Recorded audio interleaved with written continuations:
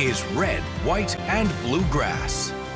The field is growing for Central Kentucky's open congressional seat. This week, a Republican and Democrat entered the race, bringing it to a total of 3 candidates declared so far. Winchester Republican State Representative Ryan Dotson says that he is focused on small government and making trade school funding and border security a part of his platform.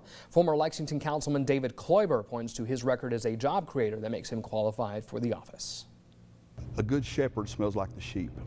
And so when you live among the people and you dwell among the people, work among the people, do business among the people, know you, they trust you. And I believe you're able to lead because they see you as one of them. I've made jobs in the agricultural sector, industrial, and commercial. I really am just focused on trying to take those same skills and bring them to bear here in government for the benefit of everyone living here. Kloiber will go on to face former Lexington State Representative Sherilyn Stevenson in the Democratic primary. For now, Dotson has the Republican field to himself. However, state lawmakers Deanna Gordon and Amanda Mays Bledsoe have shared with Fox 56 that they are seriously considering it. Representative Aull, I want to start with you here. Just what are you watching for in particular in these candidates as this race takes shape?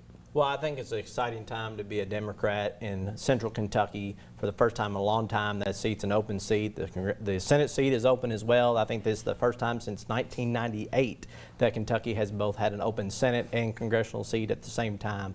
So I think you're going to have a lot of campaigns. I expect more people are going to enter that race on both sides of the aisle. But we've got 2 quality candidates who are in that race, and I think it's an exciting time for Kentucky Democrats to have good quality candidates that they can get behind to support in this coming cycle. Senator Webb, same question to you, sorta. You're not in this district, although you can certainly keep some eyes on it. And just going off the conversation we just had about different party values, what are some things you are going to be watching for in these candidates? Well, I think you've got credible candidates, and you will have more. There's no question about that. And I think so far they've got track records and they've got a voting history. So you it's more of a known commodity. So the constituency has the opportunity to evaluate and do the research and know the history of the candidates. And I think that is informed voters are good things. Any particular issues y'all think are going to emerge as things that folks are going to be talking about a lot in this race? Well, at the federal level, you're going to be seeing the repercussions of the big, beautiful, bad breakup in the bill and all the drama that's going on with that, and how that's going to impact people and their everyday lives. I do agree with the governor that if that bill goes through as advanced, that it's going to devastate rural hospitals. I think that's going to be a topic in this congressional race and other federal races.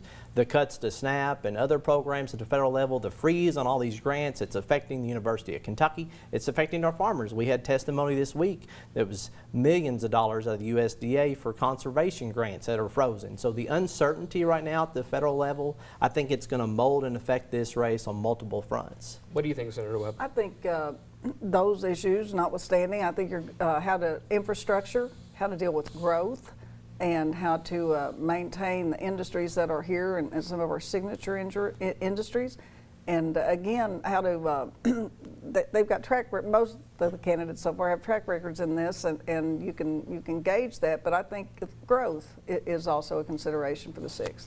Now, one of the storylines in this race is certainly how Democrats are feeling, with the possibility of flipping this seat. The Stevenson campaign pointed to Larry Sabato's crystal ball rating, moving this race from being a solid Republican into the likely Republican column.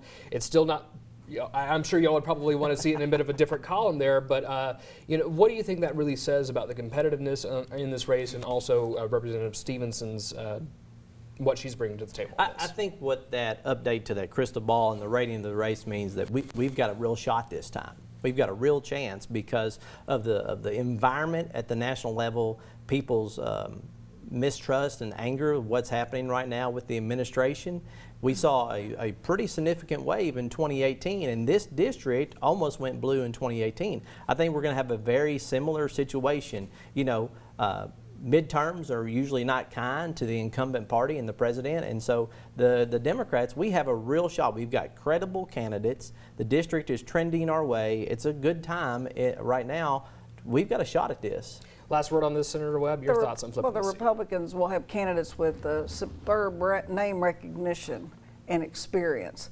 And I think that will, and I think naturally, the ability to raise money will come into that race. But I think the candidates on the Republican side will prove out to be folks that can certainly handle the job. A lot of time between now and May. We got a lot to watch for.